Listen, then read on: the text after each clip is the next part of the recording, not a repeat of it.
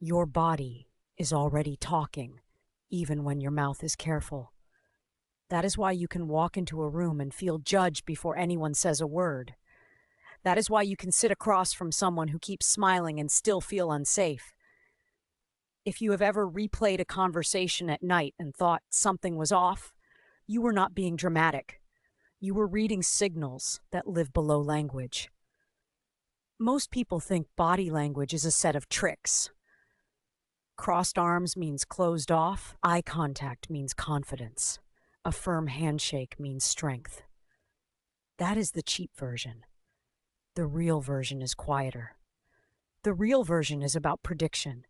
Your nervous system is constantly trying to predict what will happen next, and it uses bodies as evidence. You do this in a split second, then your mind writes a story to explain the feeling. That story is not always accurate. It is influenced by cognitive distortions, which are predictable thinking errors like mind reading, assuming you know what someone thinks without proof. But the feeling is not random. It comes from patterns your brain has learned over thousands of interactions. Tonight, I want to give you the patterns that actually hold up in real life. The first secret is that body language is less about single gestures and more about clusters. A cluster is a group of signals that point in the same direction. One cue is noise. 3 cues in the same direction is information. Someone rubbing their neck could be hot, itchy, bored, or anxious.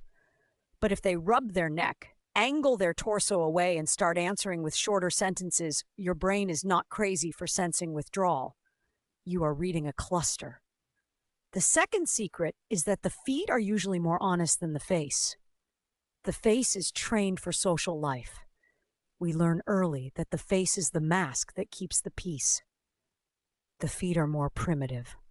They point toward what we want and away from what we want to avoid. When someone is engaged, their feet often orient toward you, even if their eyes wander.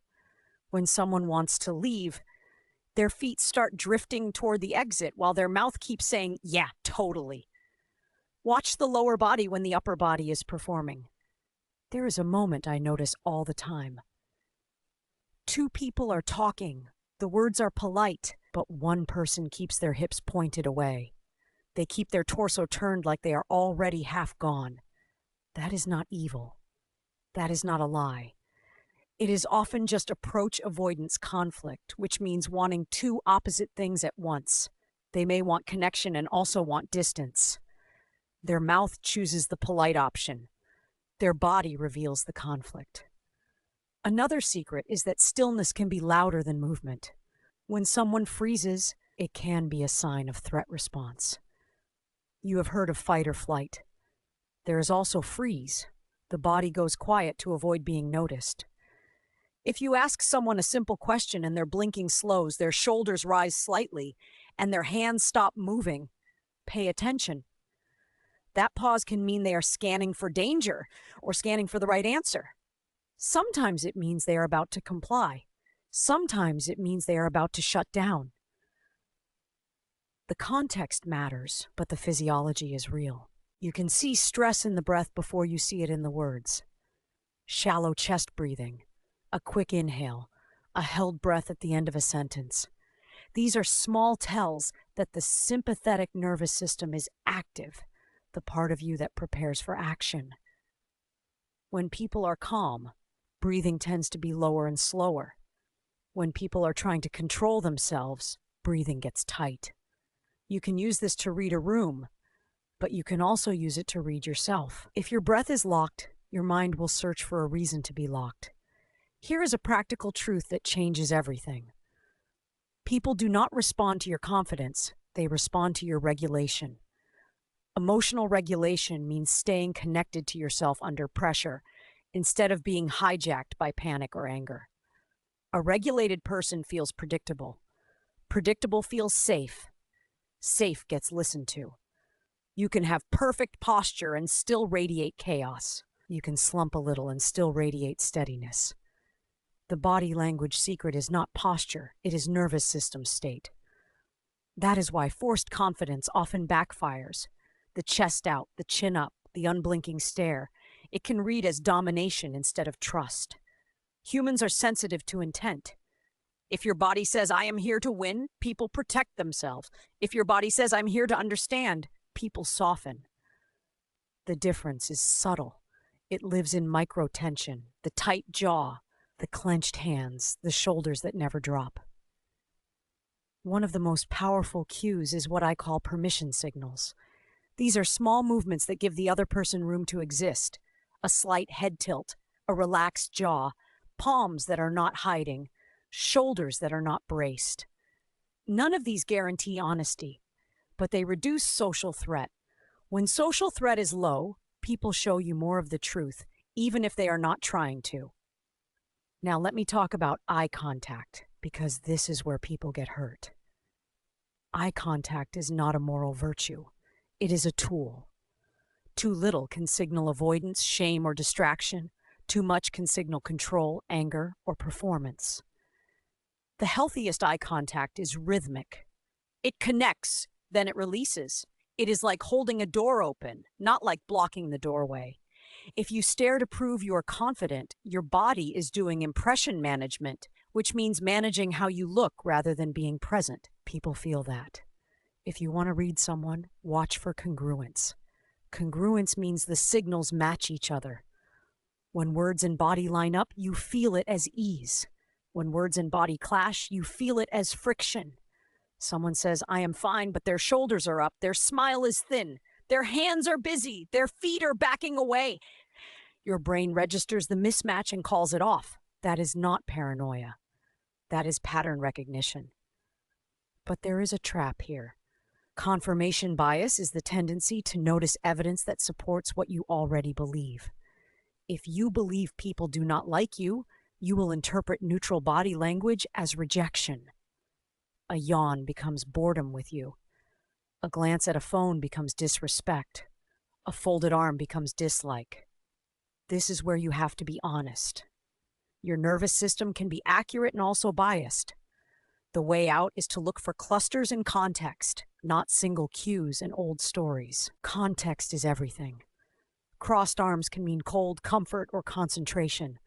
A person leaning back can mean arrogance, or it can mean they finally feel safe enough to relax. A lack of smiling can mean sadness, or it can mean they are listening deeply. Body language is not a dictionary. It is weather. You read it over time. There is another secret that most people miss. The most persuasive body language is not big. It is consistent. Consistency builds credibility. If your tone is calm, your movements are calm. If your words are direct, your posture is steady. If you are uncertain, you do not pretend to be certain. You slow down and speak cleanly. People trust what does not wobble. You can feel wobble in someone who is trying to control the outcome. They lean in too fast, they nod too much, they mirror you too aggressively. Mirroring is matching someone else's posture or rhythm, and it can build rapport. But forced mirroring feels like being copied. Natural mirroring happens when people are genuinely aligned. It is a side effect of connection, not a technique. If you want to use mirroring ethically, you start with pace, not posture. You match the speed of the moment. If the room is quiet, you do not rush. If the person is slow and careful, you do not push fast energy into them. When you match pace, you send a signal that says, I am not going to run you over. That is persuasion without pressure. Let me give you a sensory scene you might recognize.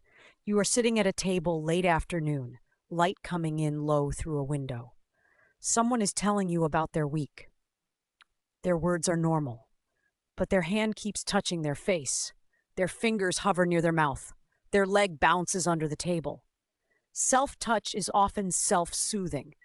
It is the body trying to regulate. If you respond by pressing them, they get tighter. If you respond by slowing down, they often settle. Your body can become a regulator for someone else, not by fixing them, but by being steady near them. This is co-regulation, which means one nervous system influences another. It happens in families, friendships, teams, and relationships. You can walk into a tense room and start holding your breath without noticing.